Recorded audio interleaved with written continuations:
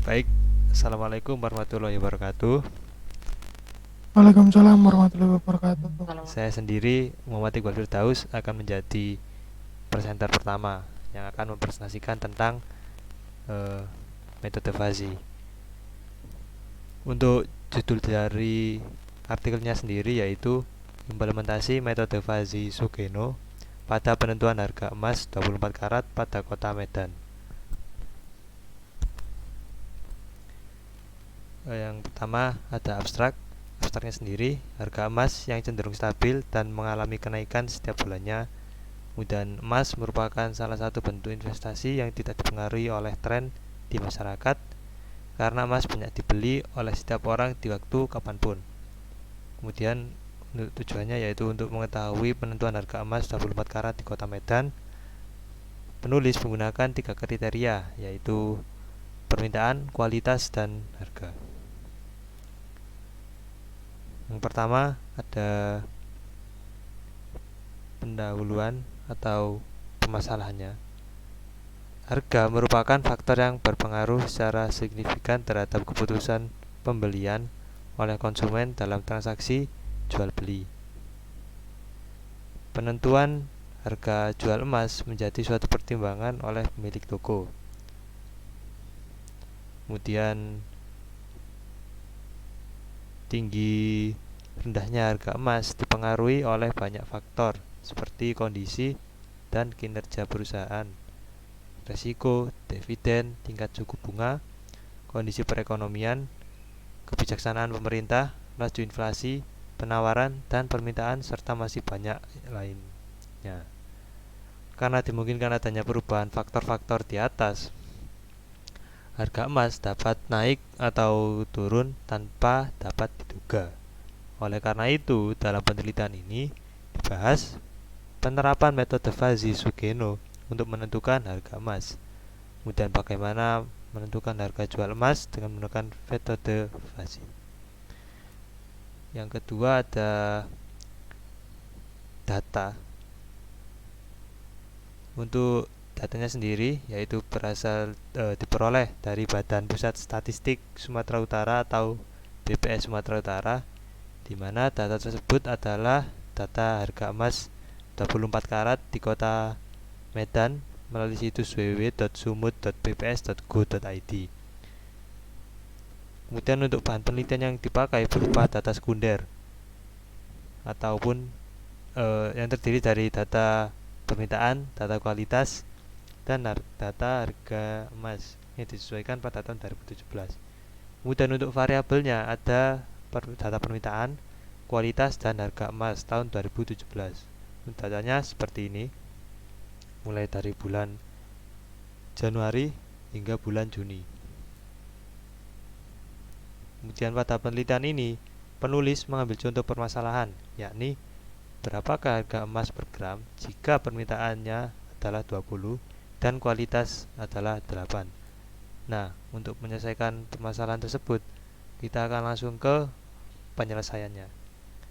Untuk penyelesaiannya itu kita mulai dari variabelnya terlebih dahulu. Untuk variabelnya sendiri yaitu variabel input dibagi menjadi dua, yaitu variabel permintaan dan kualitas. Kemudian untuk variabel output adalah harga. Kemudian untuk variabelnya seperti ini. Kemudian untuk himpunan fuzzy-nya juga seperti ini. Permintaannya 5-30, kualitasnya 2-9, harga emas 500.000 sampai 525.000. Kemudian pembentukan rule ada 6 aturan yang dipakai dalam sistem ini seperti ini. Kemudian menentukan fungsi keanggotaannya sedikit dan banyak. Kemudian fungsi keanggotaan dari variabel kualitas ada kurang baik dan baik seperti ini. Kemudian perhitungan rule mulai dari rule 1 hingga rule 6. Kemudian yang terakhir ada proses defazifikasi.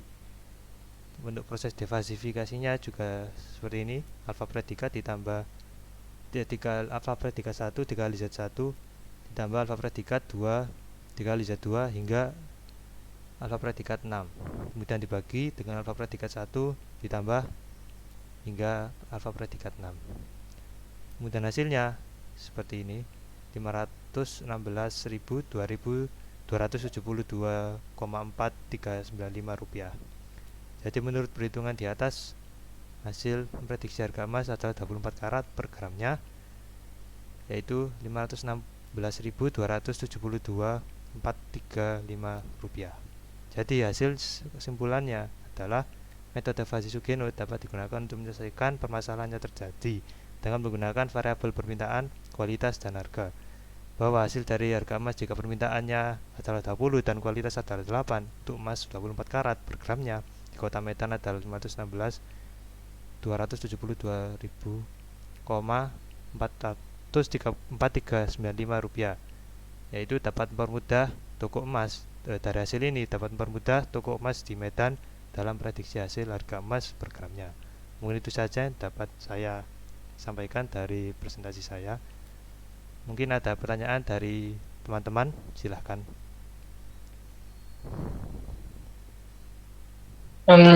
Ya Mas Iqbal, di artikel tadi kan ada pada penjelasan disebutkan faktor-faktor yang mempengaruhi harga emas, ada inflasi, laju inflasi, kemudian kebijakan pemerintah ya. Tapi kenapa di sini datanya yang dilakukan pengujiannya kok beda, tidak berdasarkan faktor-faktor? Mungkin Masnya ada tahu atau penjelasan? Ya, baik. Mungkin ada lagi yang lain, silahkan yang bertanya. Mas, saya mau bertanya, dalam materi yang disampaikan kan sebenarnya fusi itu ada banyak ya Mas. Kenapa dipilih fusi Mugeno? Kenapa nggak fusi Mamdani atau fusi Sukamoto yang mungkin berbeda perhitungannya?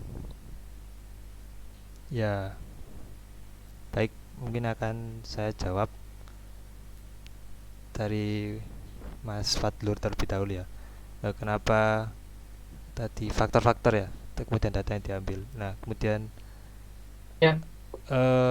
Mungkin karena dan yang saya tahu dari jurnal ini, karena data yang diambil dari penelitian ini itu merupakan data dari Badan Statistik Sumatera Utara, di mana bahan penelitian yang diambil berupa data sekunder yang terdiri dari permintaan, kemudian data kuantitas dan harga emas dari yang disesuaikan pada tahun 2017.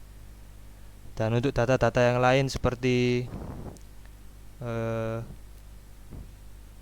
kondisi kemudian kinerja perusahaan, risiko dan lainnya itu tidak ada di Badan Statistik Sumatera Utara. Jadi yang digunakan itu hanya 3 variabel atau 3 data, yaitu data permintaan, kualitas, dan harga emas. Seperti itu, Mas Fadlur. Oh ya, Ya, sama-sama. Kemudian dari Mas Galih, kenapa menggunakan metode Fuzzy padahal ada metode yang padahal ada menggunakan metode Fuzzy Sugeno padahal masih ada metode lain seperti Mamdani dan Sukamoto ya. Langsung saja saya jawab, metode Sugeno hampir sama saja seperti metode Mamdani dan Sukamoto. Hanya saja output atau konsekuen sistemnya tidak berupa himpunan Fuzzy, melainkan berupa konstanta atau persamaan linear. Metode Sugeno sendiri mengusulkan penggunaan singleton sebagai fungsi dari keanggotaan konsekuennya. Singleton sendiri merupakan sebuah himpunan Fuzzy yang dengan keanggotaan yang pada titik tertentu mempunyai sebuah nilai dan nol di luar titik tersebut. Jadi penggunaan metode Fuzzy Sugeno lebih cocok digunakan pada penelitian ini daripada menggunakan metode yang lain. Mungkin seperti itu. Ya, baik Mas. Terima kasih. Ya, baik. Mungkin cukup sekian dari saya presentasinya, kurang lebihnya mohon maaf. Wassalamualaikum warahmatullahi wabarakatuh. Waalaikumsalam warahmatullahi wabarakatuh. Waalaikumsalam. Assalamualaikum warahmatullahi wabarakatuh. Waalaikumsalam Di sini warahmatullahi wabarakatuh. saya dengan nama Ahmad Fadlur Rahman dengan NIM 1906020017 akan melakukan presentasi dari review artikel dengan judul Analisa Kelayakan Kredit Menggunakan Artificial Neural Network dan Backpropagation dengan studi kasus Jerman Kredit Kata. Untuk abstraknya, di sini peneliti menggunakan ANN backpropagation untuk menganalisa kelayakan kredit. Dengan data yang digunakan peneliti yaitu menggunakan German Credit Card. Kemudian pada pendahuluan, ANN bekerja dengan mempelajari data masa lampau sehingga mempunyai kemampuan untuk memberi keputusan terhadap data yang belum pernah dipelajari atau yang akan dipelajari. Kemudian algoritma yang digunakan di sini backpropagation adalah algoritma yang sangat baik untuk menangani masalah pengenalan pola yang kompleks sehingga peneliti di sini menggunakannya untuk menganalisa kelayakan kredit. Kemudian kita lanjut ke metode penelitian. Untuk langkah-langkahnya digambarkan pada skema penelitian, yaitu pengumpulan data, kemudian data analisis dan perancangan, kemudian pengembangan aplikasi. Untuk pengumpulan data sendiri, di sini peneliti menggunakan German Credit Data yang disediakan oleh Profesor Dr. Hans Hofmann dari Universitas Okonometrik di Hamburg. Kemudian dataset ini berjumlah 1000 data, yang mana datanya tidak seimbang. Kemudian peneliti menggunakan perangkat Luna R atau untuk pemrogramannya.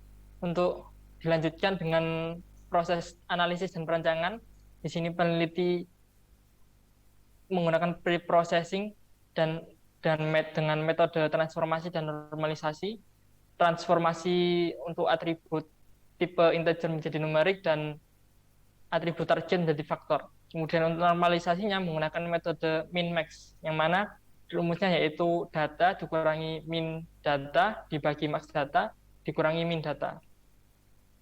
Untuk rumus normalisasi metode min-max. Kemudian dilanjutkan arsitektur ANN. Di sini peneliti menggunakan jumlah input ANN yaitu 24, kemudian hidden layer-nya 1, dan jumlah neuron pada hidden layer-nya 20, dengan jumlah output-nya 1, dan maksimal iterasinya 10.000. Dengan fungsi aktivasi sigmoid biner, learning rate-nya 0,1. Kemudian peneliti juga menggunakan confusion metric untuk melihat keakurasian dari hasil yang diklasifikasikan menggunakan ANN. Kemudian ini untuk tabel confusion metricnya. Dan ini rumus untuk melihat akurasinya, yaitu kemudian peneliti juga menggunakan AUC. AUC yang digunakan untuk menghitung performa dari penelitian ini. Kemudian kita masuk ke analisa dan pembahasan. Untuk data dari 1000 data set tadi dibagi menjadi 2, yaitu disimulasi untuk 700 untuk digunakan sebagai pelatihan dan 300 digunakan untuk pengujian. Kemudian setelah diklasifikasikan, data dilakukan pre-processing dengan normalisasi menggunakan metode min-max sehingga dihasilkan hasil transformasi seperti ini. Kemudian setelah dilakukan transformasi tadi, kemudian dilanjutkan dengan ANN backpropagation dengan 24 input, 20 hidden neuron, dan 1 output dengan menggunakan bobot 521. Untuk gambar arsitektur ANN-nya yaitu seperti ini. 24 input, 20 neuron hidden layer, dan 1 output dengan bobot bias. Kemudian setelah dilakukan pelatihan, maka hasilnya akan didapatkan nilai AUC pelatihan dalam tabel dari data 1 sampai 24 input. Kemudian setelah itu dari pelatihan lagi tadi dilanjutkan dengan pengujian. Nah, sisa data 300 tadi dilakukan pengujian dengan dihasilkan yaitu tabel confusion metric untuk true, false, true. Di sini 448, kemudian false positifnya 43, kemudian di sini ada 43 dan 166. Untuk akurasinya didapatnya yaitu 0,171.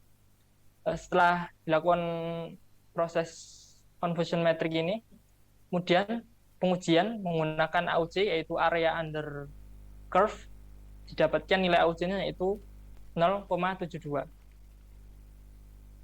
Kemudian penutupnya yaitu di sini peneliti berhasil melakukan pengujian dengan 24 input layer ANN backpropagation dan satu hidden layer, 20 hidden neuron, satu output layer dengan fungsi aktivasi commit binner dan learning rate 0,1.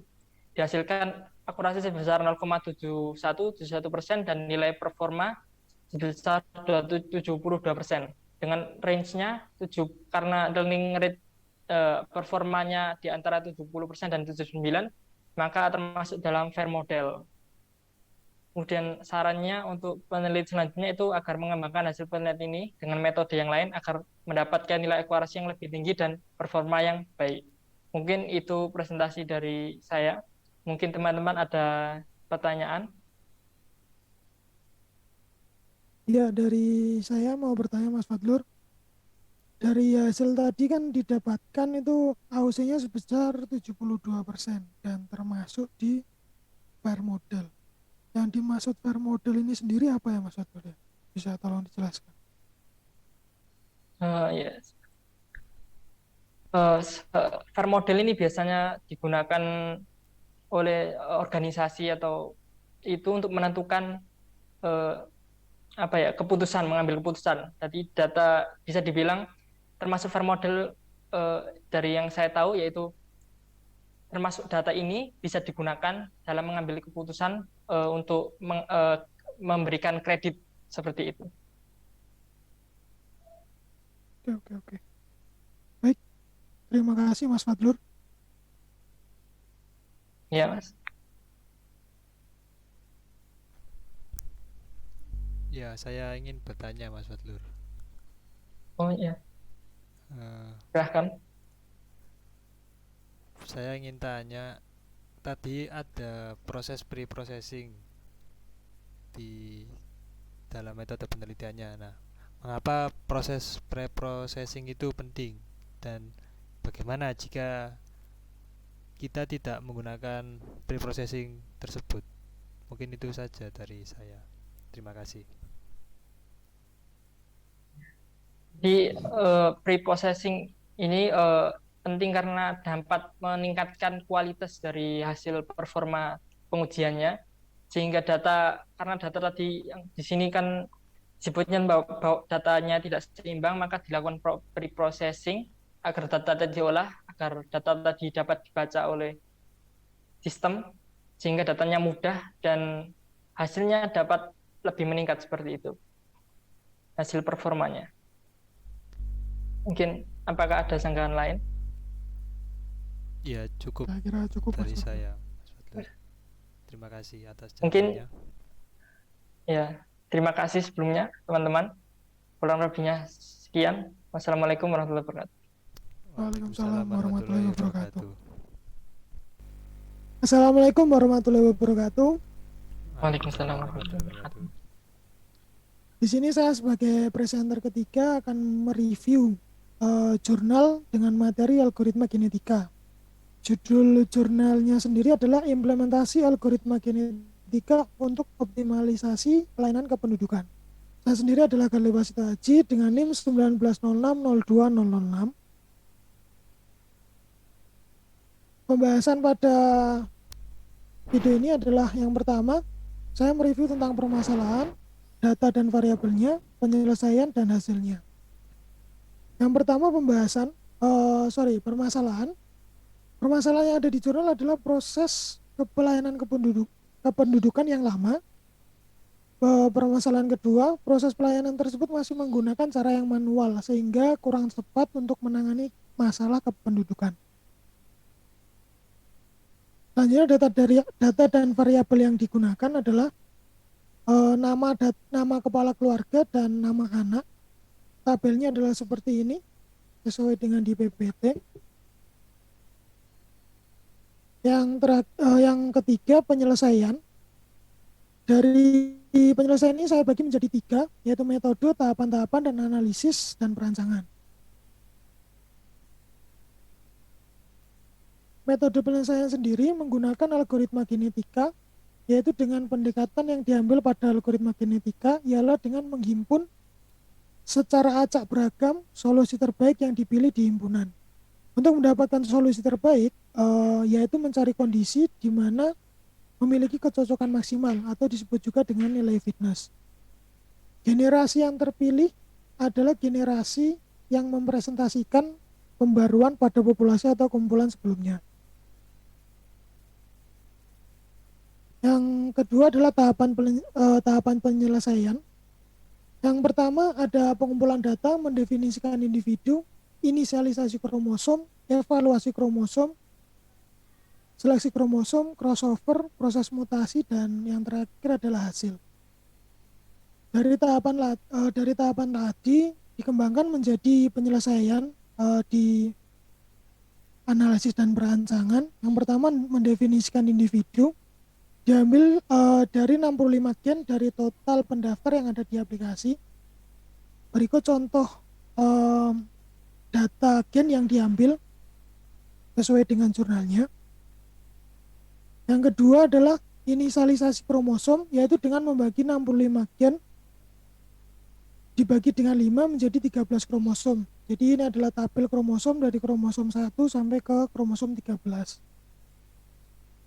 Selanjutnya adalah evaluasi kromosom. Untuk memaksimalkan hasil penjabalan diperlukan fungsi objektif.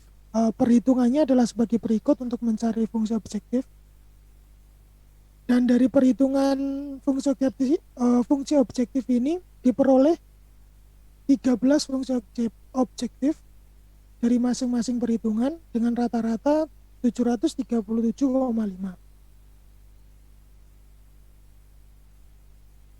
Selanjutnya proses keempat adalah seleksi kromosom, yaitu mencari 3 nilai, yaitu nilai fitness, probabilitas, dan nilai kumulatif probabilitas. Untuk mencari nilai fitness, rumusnya sebagai berikut. Dan dari hasil perhitungannya dari 13 fitness didapat nilai seperti yang ada di tabel dengan total 0,2396. Selanjutnya mencari nilai probabilitas, yaitu dengan rumus sebagai berikut. Dan mencari probabilitas dari probabilitas 1 ke probabilitas ke-13. Lalu dicari kumulatif dari probabilitas, yaitu 1,8.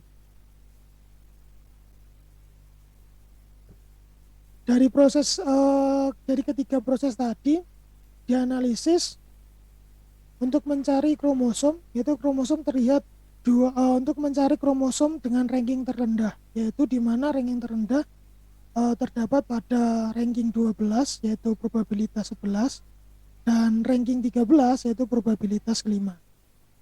Dari kedua probabilitas terendah ini akan dilakukan proses eksekusi, yaitu proses crossover. Oke, proses crossover itu sendiri dengan menentukan satu titik sebagai titik potong pada proses kromosom, di mana titik ini akan menjadi tempat pertukaran gen 1 dan gen lawan sehingga menghasilkan offspring. Jadi untuk perhitungan kromosom, untuk perhitungan crossover sendiri seperti ini ya. Dari kromosom yang awal ini kan 1002, yang bawahnya kromosom 11 1007. Kalau di crossover kan yang 07 ditaruh di atas, yang 02 ditaruh di bawah. Jadi dua digit yang di belakang itu dipindah tempat. Jadi proses crossovernya seperti itu. Selanjutnya proses keenam adalah proses mutasi, yaitu mutasi awal dibuat untuk mengecek jadwal yang dikirim pada slot yang sama. Mutasi manual dilakukan jika hasil penjadwalan tetap kurang sesuai dengan hasil yang diinginkan oleh pembuat. Proses selanjutnya adalah hasil analisis datanya, yaitu data yang terbentuk dari proses algoritma genetika digunakan untuk menentukan jam, tanggal, ruang, dan nama petugas. Untuk ruang dan petugas ditentukan juga sesuai dengan jadwal kerja. Ini adalah tabel tabel dari hasil analisis yang kita lakukan tadi sesuai dengan yang ada di jurnal. Jadi ada jam, nama keluarga, untuk planningnya juga, nama petugas, dan ada ruang untuk proses analisis datanya. Selanjutnya adalah implementasi aplikasi yang sudah dilakukan oleh penulis. Ya, implementasi aplikasi ini dibangun untuk membantu proses pembentukan pelayanan penjadwalan. Jadi aplikasi ini, sistem ini dibuat untuk membantu proses analisa tadi, biar proses pelayanan itu semakin maksimal. Selanjutnya hasil dari penelitian ini adalah berupa penjadwalan yang terdapat waktu ruangan yang sudah tersusun lebih cepat dan akurat dari proses penjadwalan yang manual, yang memakan waktu cukup lama sehingga menyulitkan petugas pada catatan sipil serta menciptakan kinerja lebih maksimal dalam proses pemilihan dan pengolahan data terhadap aplikasi yang sudah dikelola sehingga menciptakan penjadwalan yang lebih terstruktur. Oke, sekian presentasi dari saya. Mungkin dari teman-teman ada yang ditanyakan? Ya, saya ingin bertanya. Tadi pada slide ke-11 itu terdapat pembagian 65 dibagi 5. Nah, angka 5 tersebut itu didapat dari apa ya, Mas? Terima kasih. Oh, sebentar. Dari 11. Ya, ini yang mencari itu ya, Mas. Oh, ini ya, Mas. Ini saya kromosom ini ya. Angka 5 ini dicari dari diambil dari 5 hari kerja, Mas. Jadi dalam jurnal ini dari data ini dicari dengan untuk 5 hari kerja. Jadi 5 hari kerja itu tidak boleh ada itu ya, nggak boleh ada double. Jadi untuk satu orang jadwalnya itu cuma 5 hari kerja maksimal. Jadi untuk mencari kromosomnya itu 65 orang tadi dibagi untuk 5 hari kerja. Jadi 5 ini diambil dari 5 hari kerja. Seperti itu, Mas. Ada lagi yang mau ditanyakan mungkin dari Mas Fadlur? Oh Ya ya, Mas, sebelumnya Mas tadi, Iqbal apa sudah jelas?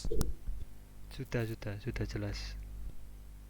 Silakan Mas Fadlur. ya, tadi saat crossover tadi kan ada kata-kata offspring ya. Ya, mungkin apa offspring itu sendiri? Mungkin Mas kali bisa jelaskan. Oh ya, jadi offspring itu sendiri ya. Oh ini ya, ada slide ini ya. Jadi pertukaran gen satu dengan gen lawan sehingga menghasilkan offspring. Oke, bentar. Jadi offspring itu sendiri dari pengertian saya adalah keturunan ya. Jadi keturunan yang didapat setelah kita lakukan crossover. Jadi karena untuk melakukan crossover itu kan ada pertukaran gen, pertukaran kalau di sini pertukaran nilai ini, dan offspringnya itu sendiri adalah keturunan dari pertukaran itu tadi. Kalau dari yang saya ngerti seperti itu. Berarti bisa dibilang hasil dari crossover itu sendiri ya? Atau Ya, nama dari lain hasil hasil crossover? crossover. Ya, benar sekali. Ya, terima kasih. Baik, sekian presentasi dari kami. Saya perwakilan dari tim ini. Apabila ada salah kata, saya mohon maaf. Kami mohon maaf. Semoga bisa dimaklumi dan tidak mengurangi nilai. Terima kasih. Wassalamualaikum warahmatullahi wabarakatuh.